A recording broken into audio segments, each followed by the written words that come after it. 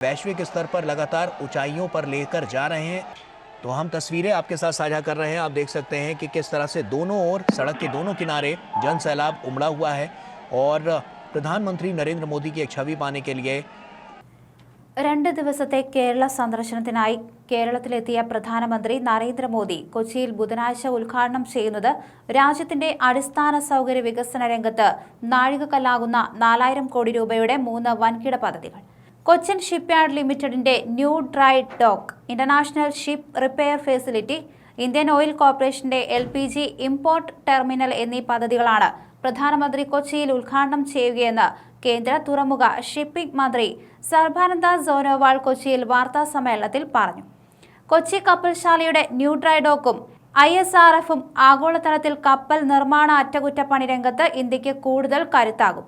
ഊർജ്ജ രംഗത്ത് രാജ്യത്തിന് മുതൽക്കൂട്ടാകുന്ന IOCയുടെ LPG ഇമ്പോർട്ട് ടെർമിനൽ ലക്ഷക്കണക്കിന് വീടുകളിലേക്കും സ്ഥാപനങ്ങളിലേക്കും തടസ്സങ്ങളില്ലാതെ LPG വിതരണം ഉറപ്പാക്കുന്നതിനും സഹായകമാകും.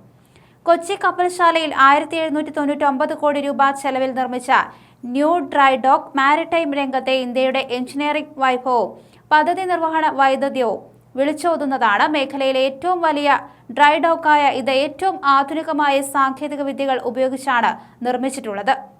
310 മീറ്റർ നീളമുള്ള ഈ സ്റ്റെപ്പ് ഡ്രൈ ഡോക്കിന് 13 മീറ്റർ ആഴവും 75-60 മീറ്റർ വീതിയുമുണ്ട്. കുറഞ്ഞ പാരിസ്ഥിതികാഘാതം, സുരക്ഷിതത്വം, മികച്ച പ്രവർത്തനക്ഷമത എന്നിവയാണ് സവിശേഷതകൾ.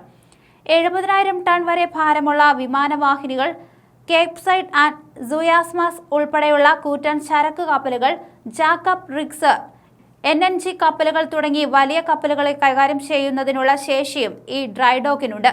ഇത് പൂർണ്ണതോതിൽ പ്രവർത്തന സജ്ജമാകുന്നതോടെ 2000 പേർക്ക് നേരിട്ടും ഇതിന്റെ 6 ഇരട്ടിയോളം പേർക്ക് പരോക്ഷമായും തൊഴിൽ ലഭിക്കും.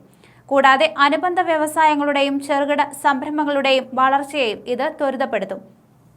വില്ലിംഗ്ടൺ ഐലൻഡിലെ കൊച്ചിൻ പോർട്ട് അതോറിറ്റിയുടെ 42 ഏക്കർ ഭൂമി പാട്ടത്തിനെടുത്താണ് 970 കോടി രൂപ ചെലവിൽ രാജ്യാന്തര കപ്പൽ അറ്റകുറ്റപ്പണി കേന്ദ്രമായ ISRF ഒരുക്കിയിരിക്കുന്നത്. കൊച്ചിയെ ഒരു ആഗോള കപ്പൽ റിപ്പയർ കേന്ദ്രമാക്കി മാറ്റുക എന്ന ലക്ഷ്യത്തോടെയാണ് ഈ പദ്ധതി യാഥാർത്ഥ്യമാക്കിയിരിക്കുന്നത്.